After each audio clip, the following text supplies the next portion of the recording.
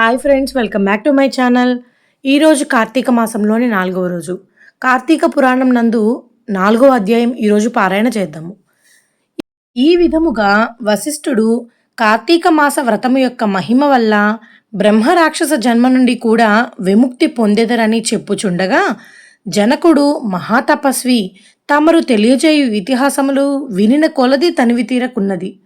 కార్తీక మాసములో ముఖ్యంగా ఏమేమి చేయవలనో, ఎవరిని ఉద్దేశించి పూజ చేయవలనో వివరింపుడు అని కోరగా, వశిష్ఠుల వారు ఇట్లు చెప్పదొడంగిరి. జనక, కార్తీక మాసమందు సర్వ సత్కార్యములను చేయవచ్చును. దీపారాధన అతి ముఖ్యము. దీని వలన మిగుల ఫలము నొందవచ్చును. శివకేశవుల ప్రీత్యర్థము శివాలయమున గాని విష్ణు ఆలయమునందు గాని దీపారాధన చేయవచ్చును. సూర్యాస్తమయమునందు అనగా సంధ్యా చీకటపడు సమయమున శివకేశవుల సన్నిధిన గాని ప్రాకారంబునందు కాని దీపముంచిన వారు సర్వపాపములను పోగొట్టుకొని వైకుంఠ ప్రాప్తి పొందుదురు. కార్తీక మాసమందు హరిహరాదుల సన్నిధిలో ఆవునేతితో కానీ, కొబ్బరి నూనెతో కానీ, అవిసె నూనెతో కానీ, విప్ప నూనెతో కానీ ఏది దొరకనప్పుడు ఆవుదముతో కానీ దీపము వెలిగించి ఉంచవలెను. దీపారాధన ఏ నూనెతో చేసినను మిగులు పుణ్యాత్ములుగాను భక్తిపరులుగాను అగుటనే కాక అష్టైశ్వర్యములు కలిగి శివ సన్నిధికి ఏగురు. ఇందుకు ఒక కథ కలదు, వినుము. పూర్వము పాంచలా దేశమును పాలించుచున్న రాజుకు సంతతి లేక అనేక యజ్ఞయాగాదులు చేసి చివరకు విసుగు చెంది గోదావరి తీరమున నిష్ఠతో తపమాచరించుచూ ఉండగా అచ్చటకు పిప్పలాదుడను మునిపుంగవుడు వచ్చి, పాంచలా రాజా, నీవెందులకింత తపమాచరించుచున్నావు?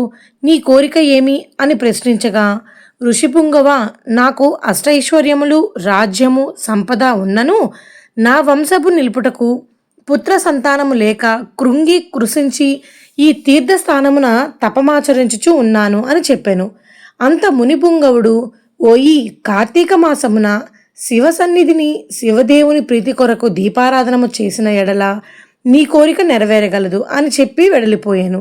వెంటనే పాంచాల రాజు తన దేశమునకు వెడలి పుత్ర ప్రాప్తికై అతి భక్తితో శివాలయమున కార్తీక మాసము 1 రోజులు దీపారాధన చేయించి దాన ధర్మాలతో నియమానుసారముగా వ్రతము చేసి ప్రసాదములను ప్రజలకు పంచిపెట్టుచు విడవకుండా 1 దినములు అట్లానే చేసెను.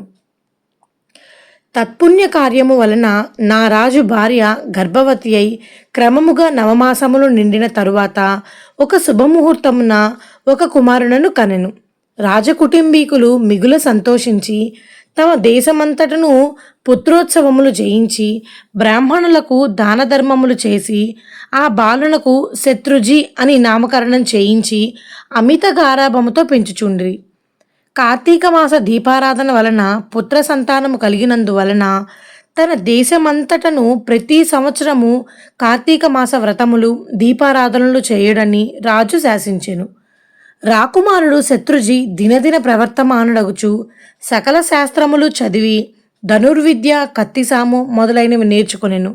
కానీ యవ్వనము రాగానే దుష్టుల సహవాసము చేతను తల్లిదండ్రుల గారాభము చేతను తన కంటికింపగు స్త్రీలను బలాత్కరించుచు ఎదిరించిన వారిని దండించుచు తన కామవాంఛ తీర్చుకొని నుండెను. తల్లిదండ్రులు కూడా తమకు లేక కలిగిన కుమారుని ఎడల చూడనట్లు విననట్లు ఉండిరి. శత్రుజీ ఆ రాజ్యములో తన కార్యములకు అడ్డు చెప్పువారలను నరుకుదునని కత్తి పట్టుకొని ప్రజలను భయకంపితులను చేయుచుండెను. అటులా తిరుగుచుండగా ఒక దినమున ఒక బ్రాహ్మణుని భార్య మిగుల రూపవతి. ఆమె అందచందములు వర్ణించుట మన్మధుడికైనను శక్యము కాదు. అట్టి స్త్రీ కంటపడగానే రాజకుమారుని మతి మందగించి కొయ్యబొమ్మ వలె నిశ్చేష్టుడై కామ వికారములో ఆమెను సమీపించి తన కామవాంఛ తెలియజేసెను.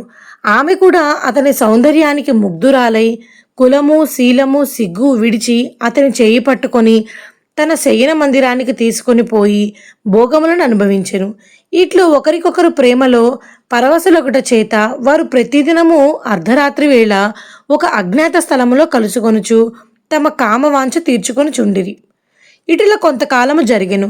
ఎటులనో ఈ సంగతి ఆమె మగనికి తెలిసి పసిగట్టి భార్యని రాజకుమారుని ఒకేసారి చంపవలెనని నిశ్చయించి ఒక ఖడ్గమును సంపాదించి సమయము కొరకు నిరీక్షించుచుండెను. ఇట్లుండగా కార్తీక శుద్ధ పౌర్ణమి రోజున ఆ ప్రేమికులు ఇరువురును శివాలయమును కలుసుకొని వలెనని నిర్ణయించుకొని ఎవరికి వారు రహస్య మార్గమున బయలుదేరిరి. ఈ సంగతి ఎటలో పసిగట్టిన బ్రాహ్మణుడు అంతకు ముందే కత్తితో సహా బయలుదేరి గర్భగుడిలో దాగియుండెను. ఆ కాముకులిద్దరూను గుడిలో కలుసుకొని గాఢలింగన మొనర్చుకుంటున్న సమయమున చీకటిగా ఉన్నది, దీపం ఉండిన బాగుండును కదా అని రాజకుమారుడు అనగా ఆమె తన పైట చెంగును చించి అక్కడున్న ఆముదపు ప్రమిదలో ముంచి దీపము వెలిగించెను.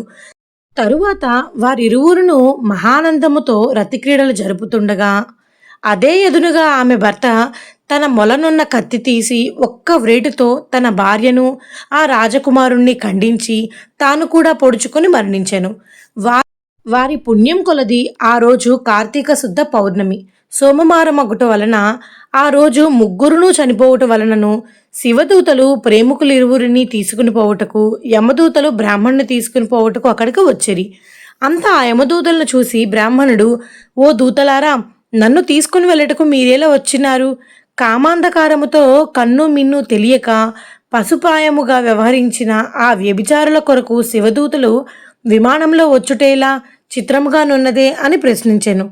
అంత యమకింకరులు, ఓ బాపడా, వారెంతటి నీచులైనను ఈ పవిత్ర దినమున అనగా కార్తీక పౌర్ణమి సోమవారపు దినమున తెలుసో తెలియకో శివాలయంలో శివుని సన్నిధిన దీపం వెలిగించుట వలన అప్పటి వరకు వారు చేసిన పాపములన్నీ నశించిపోయినవి. కావున వారిని కైలాసమునకు తీసుకొని పోవటకు శివదూతలు వచ్చినారు అని చెప్పగా ఈ సంభాషణ ఎంతయో వినుచున్న రాజకుమారుడు, అలా ఎన్నటికీ జరగనివ్వను. తప్పొప్పులు ఎలాగున్నప్పటికీ మేము ముగ్గురుమును ఒకే సమయంలో ఒకే స్థలములో మరణించితిమి కనుక ఆ ఫలము మా అందరికీ వర్తించవలసినదే అని తాము కూడా దీపారాధన ఫలములో కొంత ఆ బ్రాహ్మణులకు దానం చేసెను. వెంటనే అతనిని కూడా పుష్పక విమానం ఎక్కించి శివ సాన్నిధ్యమునకు చేర్చిరి. వింటివా రాజా, శివాలయంలో దీపారాధన చేయుట వలన ఆ ప్రేమికులు చేసిన పాపములు పోవుటయే కాక కైలాస ప్రాప్తి కూడా కలిగెను. కాన కార్తీక మాసంలో నక్షత్రమాల యందు దీపముంచిన వారు జన్మరాహిత్యముందుదురు. ఇట్లు స్కాంద పురాణాంతర్గత వశిష్ఠ ప్రోక్త కార్తీక మహత్య మందలి 4వ అధ్యాయము 4వ రోజు పారాయణం సమాప్తము. ఓం నమ శివాయ, నమ శివాయ, నమ శివాయ.